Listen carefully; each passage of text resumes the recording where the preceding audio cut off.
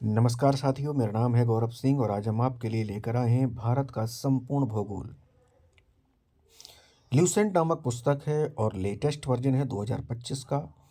जो लोग रिवीजन के पर्पज से देखना चाहते हैं उनके लिए वेस्ट से भी ज़्यादा बेस्ट रहेगा ये। कुछ ही समय में संपूर्ण भूगोल को आप रिवाइज कर सकेंगे। आइए कुछ चीज़ें समझने का हम लोग प्रयास कर लेते हैं पहले, और उसके बाद हम लोग अध्ययन स्टार्ट करेंगे। सबसे पहले आइए दोस्तों, हम एक चीज़ देखते हैं यहाँ पर जो कि बड़ी ज़रूरी है, बड़ी इम्पोर्टेंट भी है। जैसे मान लो कि ये हमारी पृथ्वी है, ठीक। इसके बीचों बीच हम एक लाइन खींचते हैं, इसको हम कहते हैं 0 डिग्री। 0 डिग्री अक्षांश रेखा, ठीक है। इसी को हम कहते हैं भूमध्य रेखा और इसी को हम कहते हैं विषुवत रेखा। यानी ये लाइन 3 नामों से जानी जाती है। अब अगर इसी के समानांतर ऐसे लाइनें खींचें ऐसे करके, तो इन लाइनों को कहा जाता है देशांतर रेखाएं। नहीं कहते हैं, बल्कि क्या कहते हैं, अक्षांश रेखाएं। देशांतर रेखाएं कौन सी होती हैं उनको भी समझेंगे अभी।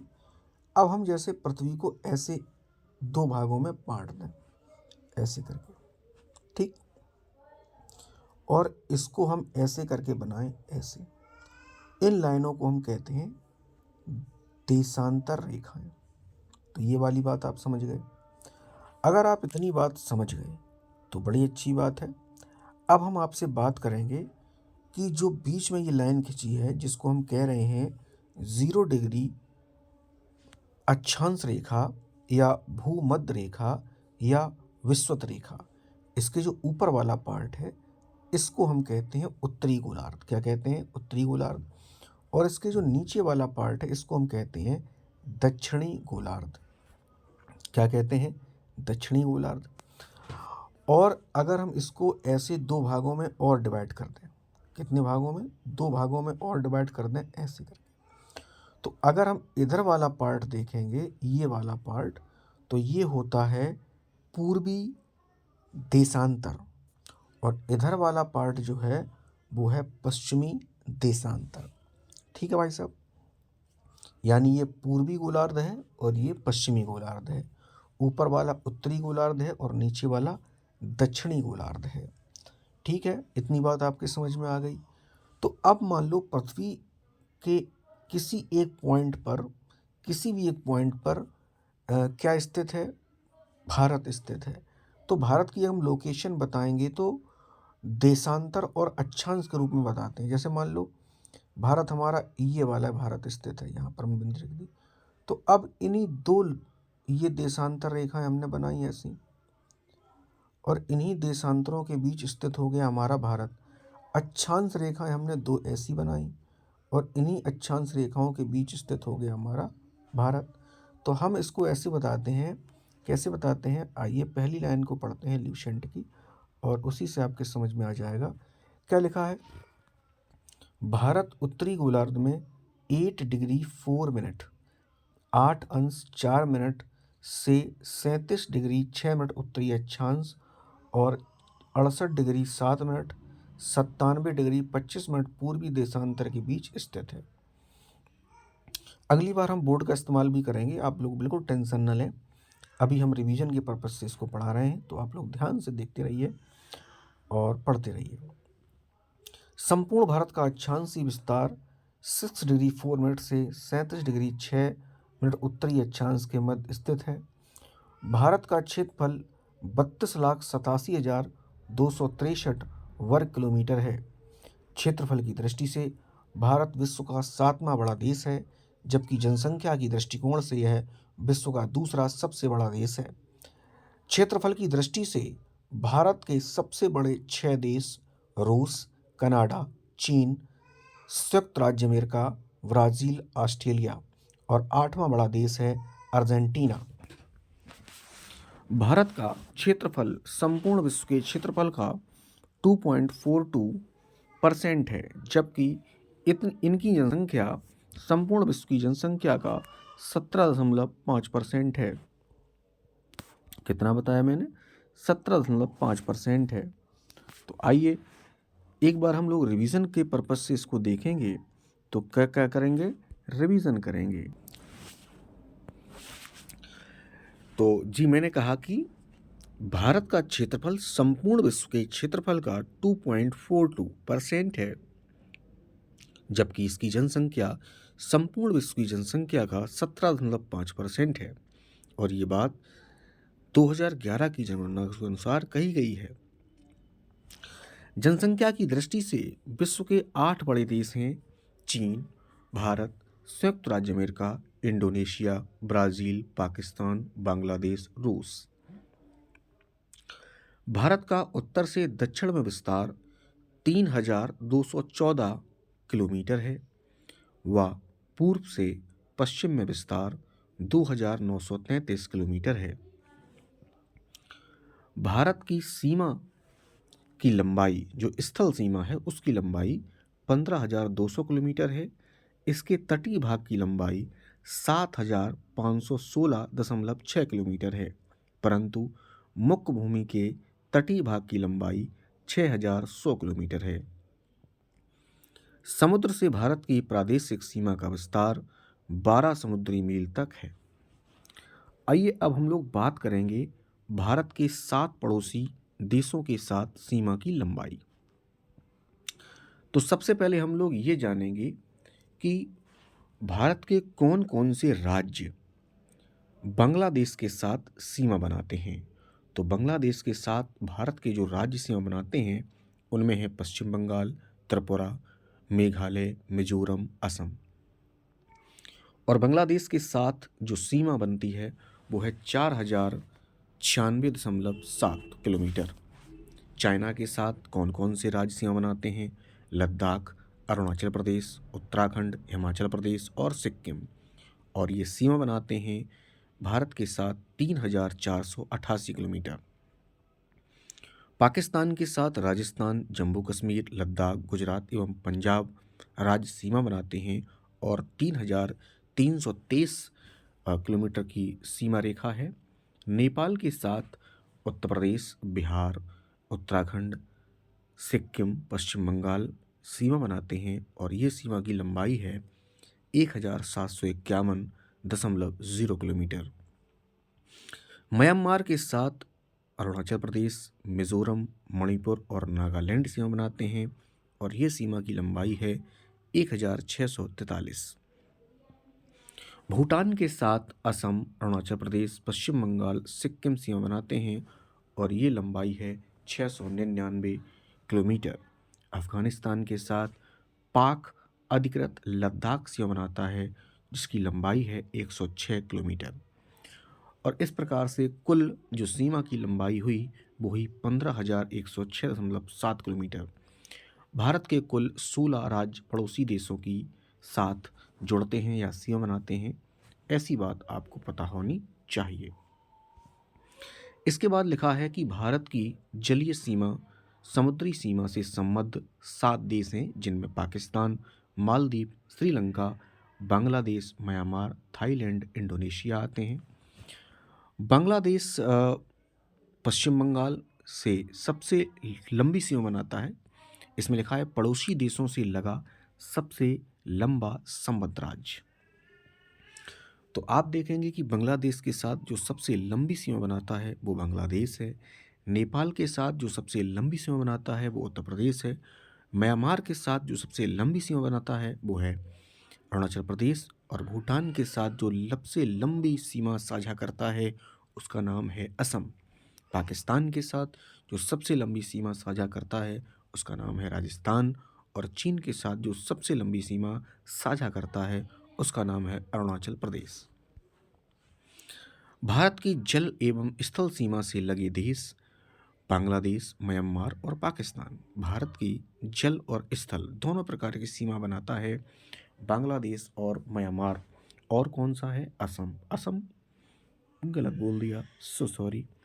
भारत की जल एवं स्थल सीमा से लगे जो देश हैं हम उनकी बात कर रहे हैं, उनमें आता है बांग्लादेश, म्यांमार और पाकिस्तान। भारत का सबसे दक्षिणी बिंदु है इंदिरा पॉइंट। भारत का सबसे दक्षिणी बिंदु है इंदिरा पॉइंट। यह वृहद निकोबार द्वीप में स्थित है। पहले इसका नाम पिगमिलियन पॉइंट था। यह भूमध्य रेखा से 876 किलोमीटर दूर है। भारत के सबसे उत्तरी बिंदु इंदिरा कौल जम्मू कश्मीर में है। पश्चिमी बिंदु सरक्रीक जो कि गुजरात में है। पूर्वी बिंदु किबुतु जो कि अरुणाचल प्रदेश में है। इसके बाद हम लोग बात करते हैं कोबाला पॉइंट मुंबई में है और पॉइंट काली मेरे तमिलनाडु में एवं पॉइंट पेड्रो जाफना श्रीलंका के उत्तर पूर्व में स्थित है। भारत एवं चीन की सीमा को मैकमोहन कहते हैं। यह रेखा 1914 ईस्वी में शिमला में निर्धारित की गई थी।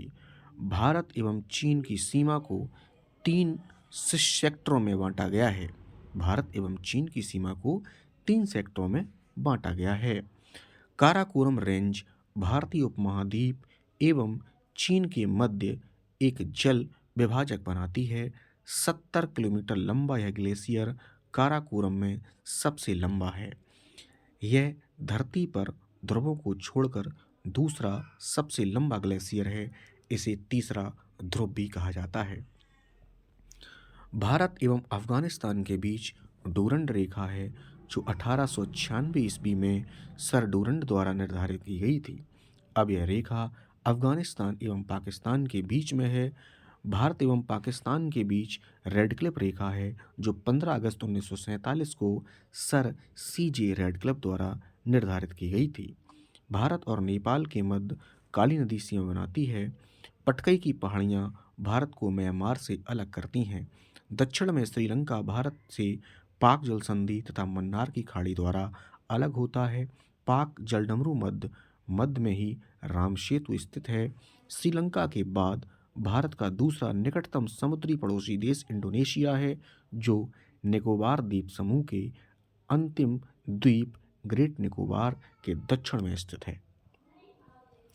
भारत का मानक समय इलाहाबाद के निकट मिर्जापुर के नैनी से गुजरता है। भारत का मानक समय इलाहाबाद के निकट मिर्जापुर से गुजरने वाली 82.5 पूर्वी देशांतर रेखा को माना जाता है जो ग्रीनविच से 5.5 घंटा आगे है। 82.5 पूर्वी देशांतर 5 राज्यों जिसमें उत्तर प्रदेश, छत्तीसगढ़, उड़ीसा, आंध्र प्रदेश शामिल हैं, इनसे होकर गुजरती है। इस लाइन को हम एक बार फिर पढ़ना चाहेंगे ताकि समझ में आ जाए। भारत का मानक समय इलाहाबाद के निकट मिर्जापुर से गुजरने वाली 82.5 पूर्वी देशांतर रेखा को माना गया है जो ग्रीनविच समय से 5.5 घंटा आगे है।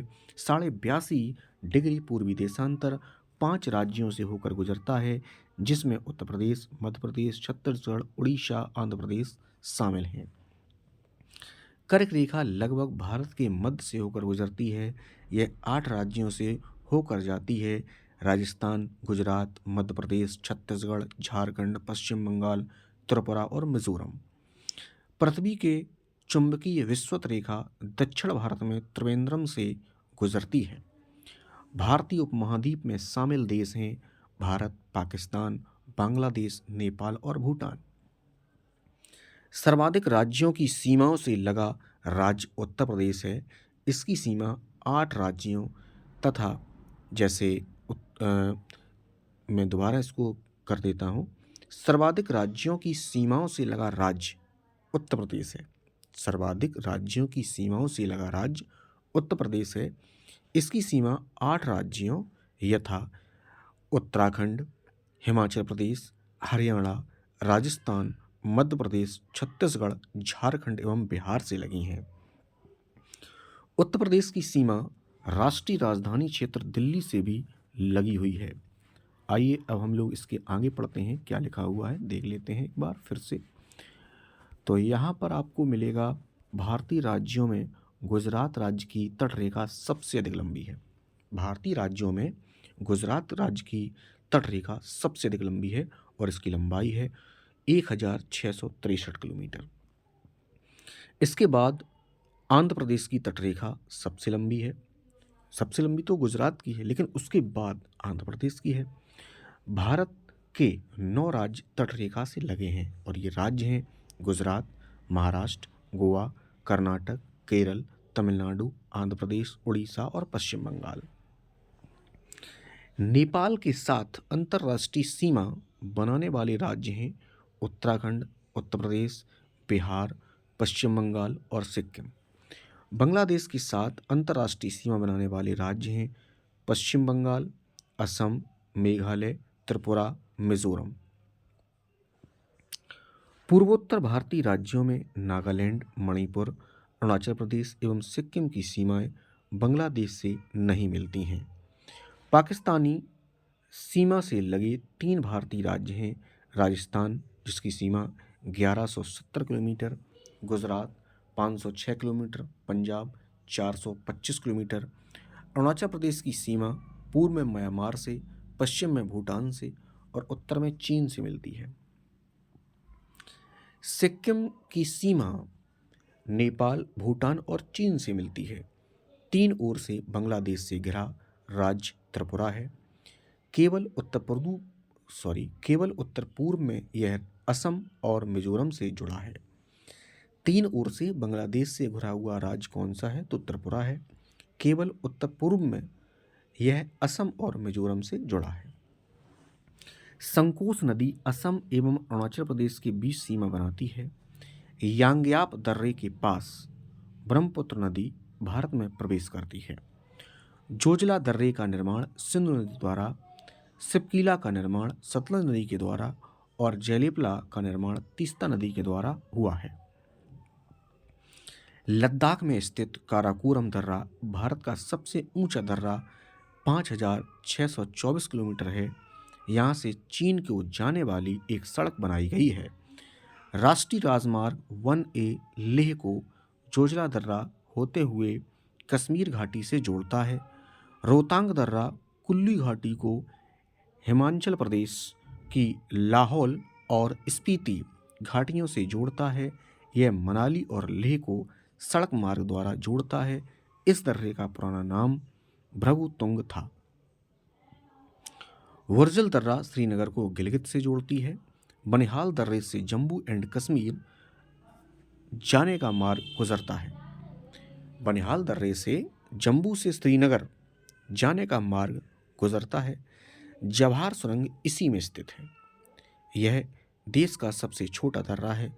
तुजू दर्रा भारत एवं म्यांमार को जोड़ता है। भारत का मणिपुर और म्यांमार को जोड़ता है। सिपकीला दर्रा शिमला से तिब्बत को जोड़ता है। जीवित जड़पुल मेघालय में पाया जाता है। मेघालय के खासी जनजाति के लोग रबर ट्री नामक पौधे से अनुवर्धन कर इन्हें जलधारा के आर पार सुदृढ़ पुलों में रूपांतरित कर देते हैं, जिसे जीवित जड़पुल कहा जाता है। स्थानीय भाषा में इसे जिंग कैंग इरों कहते हैं। दोबारा से इस बात को पढ़ेंगे। मेघालय की खासी जनजाति के लोग रबर ट्री नामक पौधे की जड़ों का अनुवर्धन करके इन्हें जलधारा के आर पार सुदृढ़ पुलों में रूपांतरित कर देते हैं, जिसे जीवित जड़ पुल कहा जाता है। स्थानीय भाषा में इसे जिंग कैंग इरो कहते हैं। 3 अर्धचंद्राकार समुद्र तट कन्याकुमारी से मिलते हैं।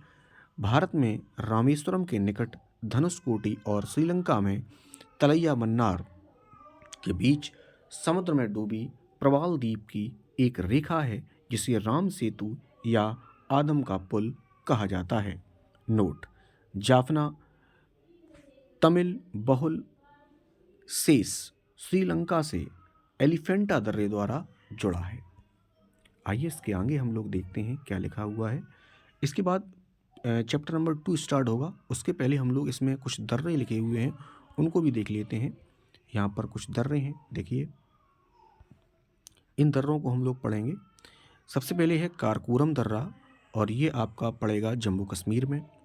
जोजिला दर्रा लद्दाख, अदिल दर्रा लद्दाख, पीर पंजाल दर्रा जम्मू कश्मीर, बनिहाल दर्रा जम्मू कश्मीर, बुरजिल दर्रा जम्मू कश्मीर, सिपकीला दर्रा हिमाचल प्रदेश, रोहतांग दर्रा हिमाचल प्रदेश, बड़ा लाचा दर्रा हिमाचल प्रदेश, लिपुलेख दर्रा उत्तराखंड, माना दर्रा उत्तराखंड, नीति दर्रा उत्तराखंड, नाथुला दर्रा सिक्किम, जेलेपला दर्रा सिक्किम, बोमिल्डा दर्रा अरुणाचल प्रदेश, यांग्याप दर्रा अरुणाचल प्रदेश, दिफू दर्रा अरुणाचल प्रदेश, तुजु दर्रा मणिपुर।